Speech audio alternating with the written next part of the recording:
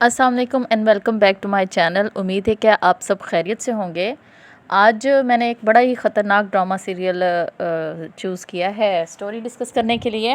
डर भी है कि कहीं मेरी ये वीडियो ब्लॉक ही ना कर दी जाए, क्योंकि जो कहानी आज मैंने सेलेक्ट की है वो है ही टोटली खून खराबे के ऊपर, और इस किस्म की वीडियोस तो वैसे ही बैन कर दी जाती हैं। चलें खैर, देखते हैं जो भी हुआ। कहानी जो आज हमने डिस्कस करनी है वो पाकिस्तान टेलीविज़न इंडस्ट्री का बड़ा हाई बजट का ड्रामा है। कास्ट बड़ी ज़बरदस्त चूज़ की गई है और सभी करैक्टर्स ने परफॉर्मेंस भी बड़ी ज़बरदस्त दी है। जी हाँ, मैं बात कर रही हूँ ड्रामा सीरियल खई के बारे में। खई जिन लोगों ने देखा है वो तो जानते ही हैं कि कितना ज़बरदस्त और सकलैन अब्बास की लिखी हुई कितनी ज़बरदस्त किस्म की स्टोरी थी। और जिन लोगों ने नहीं देखा, बिलखुसूस छोटे दिल की ख़वातीन, तो ये ना देखें, क्योंकि फिर नाइटमेयर्स आ सकते हैं। हाँ, बड़े दिल वालों, मजबूत दिल वालों के देखने के लिए ये कहानी है। ड्रामे की कहानी शुरू होती है जी दुरेफिशां सलीम, जो कि जमदा का किरदार अदा कर रही हैं, बैरून मुल्क से अपने वालिद दरवेश ख़ान, अपने 2 भाइयों और अपनी वालदा के साथ पाकिस्तान वापस आती हैं। वो लोग दरअसल वापस आए हैं जमदा की शादी के सिलसिले में। यहाँ उनके आबाई गांव में बादल ख़ान के साथ उसकी शादी उसकी फूफो के बेटे के साथ तय कर दी गई थी। शादी करने के लिए वो वापस आए, लेकिन दरवेश ख़ान की यहाँ उनके आबाई गांव में पुरानी दुश्मनी है। तुराब ख़ान ने दरवेश ख़ान के वालिद को कत्ल कर दिया था, और इनके यहाँ नस्ली दुश्मनी का रिवाज है जिसे खई कहा जाता है। खई एक बड़ी बदतरीन दुश्मनी की रस्म है, जिसमें जब तक दुश्मन के ख़ानदान की पूरी नस्ल को ख़त्म ना कर दिया जाए तब तक इसका इख्तिताम नहीं होता। यानी एक भी दुश्मन के घर में से अगर एक भी फ़र्द ज़िंदा है तो ये रस्म चलती रहेगी, वो दूसरे ख़ानदान को तबाह कर देगा। तुराब ख़ान के 3 बेटे हैं, बादशाह ख़ान, गुलाब ख़ान और चनार ख़ान। चनार ख़ान उसका तीसरा और लाडला बेटा है। चनार ख़ान के भी आगे 3 बेटे और 2 बीवियां हैं उसकी, बरीरा और गुलबरी। दरवेश ख़ान का इरादा था कि जैसे ही वो पाकिस्तान वापस आएगा तो तुराब ख़ान के हाथ जाकर खई का पुराना खून वो माफ़ कर देगा। अपने वालिद का वो कत्ल जो तुराब ख़ान ने किया हुआ था वो उसे माफ़ कर देगा। इस तरह से ये रस्म ख़त्म हो जाएगी, लेकिन ये महज उसका ख्याल था। दरवेश ख़ान वादे के मुताबिक, अपनी सोच के मुताबिक जाता है तुराब ख़ान के घर पे इस खून को माफ़ करने के लिए, लेकिन तुराब ख़ान और उसके बेटों को यकीन नहीं आता कि ये वाकई दुश्मनी को ख़त्म करना चाहता है। दरवेश ख़ान तुराब ख़ान को हर तरह से यकीन दिलाने की कोशिश करता है कि मेरी तरफ से इस दुश्मनी का ख़ात्मा समझो, मैं इस दुश्मनी को मज़ीद आगे नहीं बढ़ाना चाहता। मैं चाहता हूँ मेरी और तुम्हारी औलादें पुरसुकून ज़िंदगी गुजारें। तुराब ख़ान जब दरवेश ख़ान की दावत पर उनके घर आता है तो वो एक ऑफ़र पेश करता है कि मेरे बेटे चनार ख़ान को तुम अपनी बेटी जमदा का रिश्ता दे दो। इस तरह ये दुश्मनी ख़त्म भी हो जाएगी और हमारी दोस्ती का आगाज़ हो जाएगा। जिस पर दरवेश ख़ान को बहुत गुस्सा आता है। वो उसे बता नहीं पाता कि उसने अपनी बेटी जमदा का रिश्ता पहले से तय कर रखा है।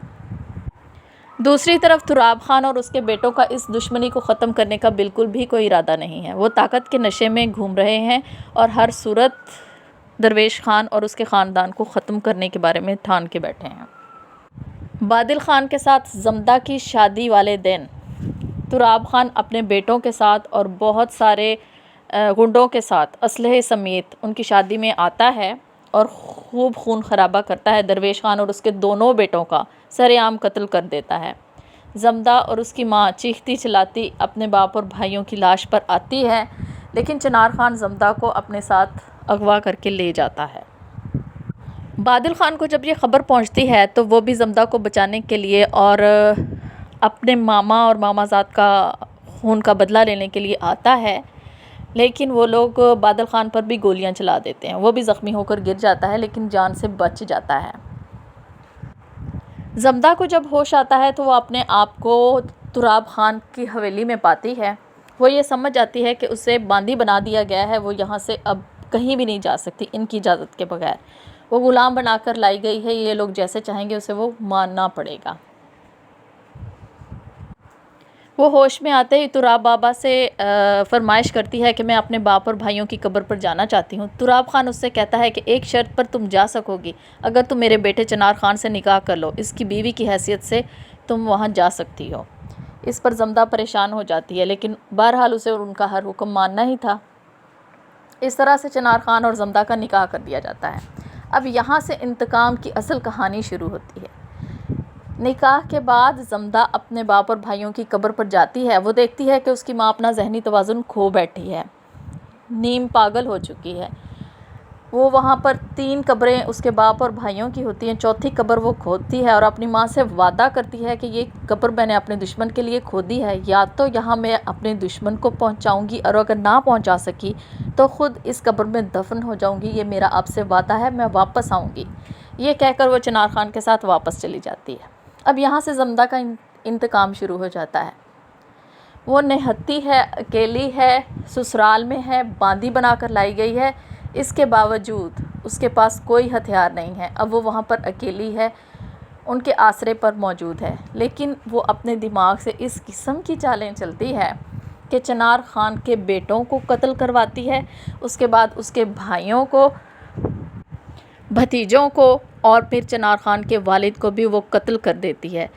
ड्रामे के आखिर में वो चिनार खान को जहर आलूद कहवा पिलाती है और उसको फरमाइश करती है कि मैं अपने बाबा और भाइयों की कब्र पर दोबारा जाना चाहती हूँ। जब वो इस वक्त चिनार खान के कंधे झुक चुके हैं लाशें उठा उठा के, वो हामी भर लेता है कि हाँ ठीक है, मैं कहवा पीकर तुम्हें ले चलता हूँ। वहाँ जाकर जमदा चिनार खान पर 3 फायर करती है और उसे उसी कब्र में डाल देती है जिसमें उसने सुलाने का उसे अपनी माँ से वादा किया था। इस तरह जमदा का इंतकाम पूरा हुआ। अब ये ड्रामा सीरियल जमदा का इंतकाम लेने का तरीका, उसने घर में मोबाइल छुपा के रखा था। बादल ख़ान कुछ अरसा उसकी मदद करता है, लेकिन फिर बादल ख़ान का भी कत्ल कर दिया जाता है। कहानी बड़ी तवील है और स्टोरी बड़ी ज़बरदस्त लिखी गई है। देखने वाली कहानी है ना, दिल वालों के लिए, जिनके स्ट्रॉन्ग दिल हैं वो देख सकते हैं। नाजुक दिल वालों को लिए फिर से नहीं है, मैं फिर से आपको कहूँगी। अब आपसे मुलाकात होगी किसी और कहानी में, किसी और ड्रामे की स्टोरी डिस्कस करते हुए। अपना ख्याल रखिएगा, लाइक और सब्सक्राइब ज़रूर कर दीजिएगा। तब तक के लिए अल्लाह हाफ़िज़।